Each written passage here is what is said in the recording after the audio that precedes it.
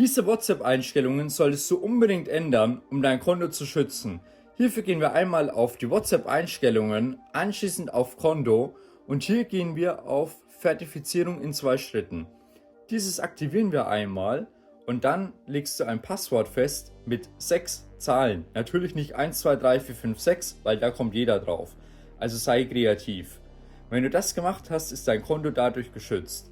Anschließend gehen wir noch einmal zurück und gehen auf den Punkt E-Mail-Adressen und hier hinterlegst du deine E-Mail, weil wenn jetzt WhatsApp neu eingerichtet werden soll, dann fragt er nach der E-Mail-Adresse und nach dem Passwort, was wir gerade festgelegt haben. Als letztes gehen wir noch auf Passkeys, denn hier kannst du dein WhatsApp zusätzlich nochmal schützen mit deiner Face-ID oder deinem Gerätepasswort.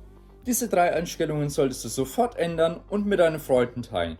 Also speichere das Video für später und folg mir für mehr solchen Tipps.